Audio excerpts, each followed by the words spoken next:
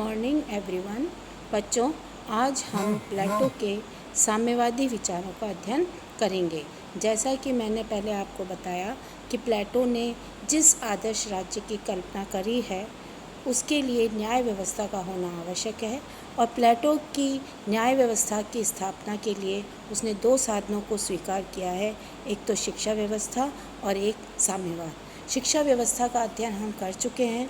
उसने एक अनवरत रूप से चलने वाली शिक्षा व्यवस्था की बात करी है, और प्लेटो की शिक्षा व्यवस्था का उद्देश्य यही है कि हर वर्ग अपने कर्तव्यों के प्रति जागरूक हो जाए, अपने गुणों के आधार पर अपने कार्यों का निर्धारण करे, और उसके आधार पर ही राज्य का सफल संचालन संभव हो सकता है। दूसरा, उसने साम्यवाद की अवधारणा दी है। तो प्लेटो के साम्यवाद को जब हम देखते हैं तो प्लेटो का साम्यवाद अभिभावक वर्ग पे लागू होता है। तीन मैंने वर्ग बताए थे आपको प्लेटो के आदर्श राज्य में: प्रशासक वर्ग, संरक्षक वर्ग और उत्पादक वर्ग। तो प्रशासक वर्ग और संरक्षक वर्ग अभिभावक वर्ग की श्रेणी में आते हैं। प्लेटो के साम्यवाद की जब हम बात करते हैं तो ये दो प्रकार का साम्यवाद पाया जाता है। एक तो उसने संपत्ति विषयक साम्यवाद दिया है और एक परिवार विषयक साम्यवाद दिया है। तो बच्चों, मैंने आपको ये बताया था कि प्लेटो का ये मानना था कि जब तक राजा दार्शनिक नहीं हो जाएगा तब तक आदर्श राज्य की कल्पना संभव नहीं है। तो प्लेटो का राजा दार्शनिक तभी होगा जबकि वो मोह माया से मुक्त होगा। तो दार्शनिक शासक अपने कर्तव्यों का निष्पादन सही ढंग से कर सके, इसके लिए प्लेटो ने संपत्ति विषयक और परिवार विषयक साम्यवाद दिया। उनके पास न तो उनकी संपत्ति होगी और न ही परिवार होगा, तभी वो राज्य के प्रति निहित दायित्वों का पालन सही ढंग से कर सकेंगे। नेटलशिप के अनुसार प्लेटो का साम्यवाद शिक्षा द्वारा उत्पन्न प्रवृत्तियों को और ही प्रबल और प्रभावी बनाने का सहायक यंत्र है। तो हम अब सबसे पहले संपत्ति विषयक साम्यवाद देखते हैं। प्लेटो का संपत्ति विषयक साम्यवाद प्रशासक और संरक्षक वर्ग पर लागू होता है। इस साम्यवाद के अंतर्गत प्लेटो का ये कहना है कि संरक्षक और प्रशासक वर्ग के पास अपना कोई निजी परिवार, निजी उनकी कोई संपत्ति, निजी घर नहीं होगा।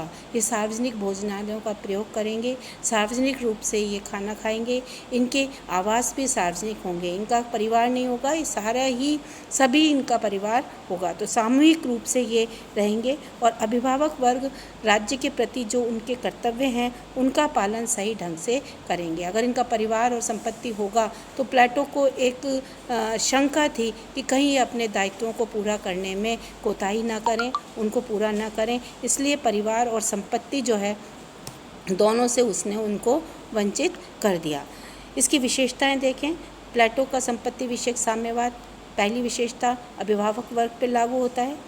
दूसरा, इसका उद्देश्य सामाजिक और आर्थिक नहीं है, बल्कि ये राजनीतिक व्यवस्था में व्याप्त दोषों को दूर करना चाहता है कि राजनीतिक व्यवस्था तभी सही हो सकती है जबकि हम मोह माया से प्रशासक वर्ग को मुक्त करेंगे। तीसरा, इसका उद्देश्य था प्लेटो का साम्यवाद भोग का नहीं बल्कि त्याग का मार्ग प्रशस्त करता है। इसमें दार्शनिक शासक के लिए त्याग की बात की गई है। शासक वर्ग को संपत्ति से वंचित किया गया है ताकि वो जन कल्याण के कार्यों को सही ढंग से कर सके।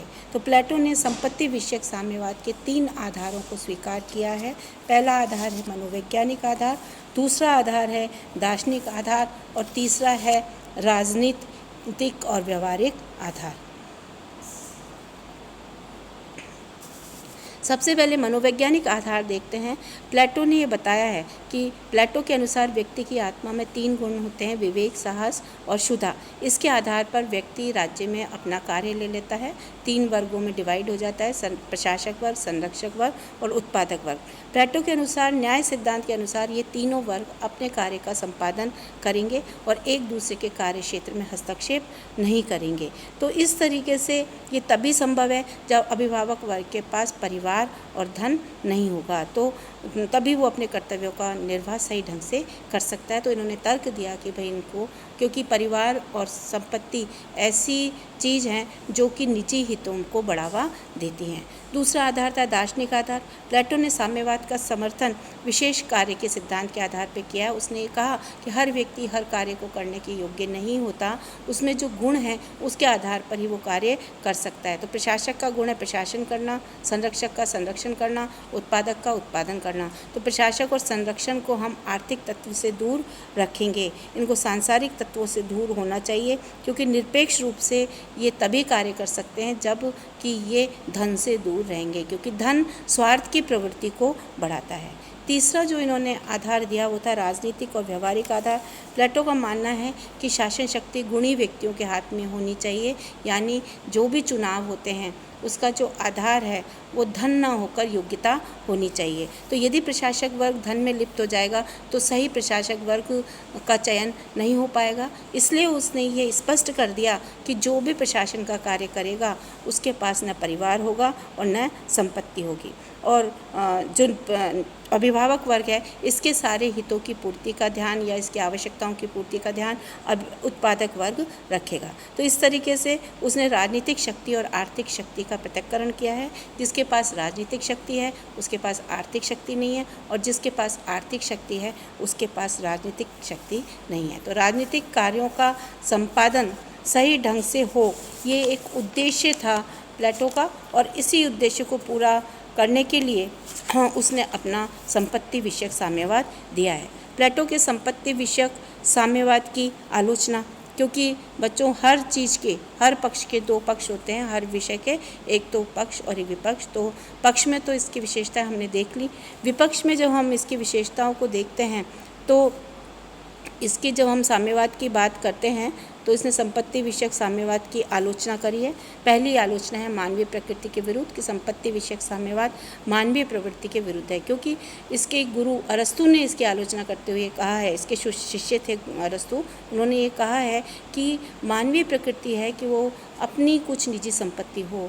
हर व्यक्ति ये चाहता है कि वो अपनी निजी संपत्ति में वृद्धि करे, उसका संरक्षण करे, लेकिन प्लेटो ने इस प्रवृत्ति से उसको वंचित कर दिया, जो कि गलत है।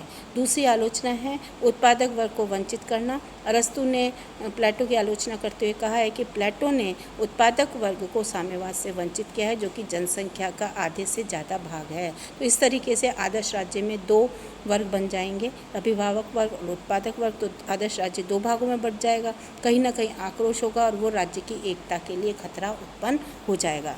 तीसरा जो उसकी आलोचना है वो है परोपकार और उदारता की भावना पर आघात। अरस्तु ने कहा है कि प्लेटो ने परोपकार और उदारता की भावना पर आघात किया है, क्योंकि हर व्यक्ति के पास जब निजी संपत्ति होती है तो वो अपनी संपत्ति से कुछ धन खर्च करके लोक कल्याण के कार्य कर सकता है।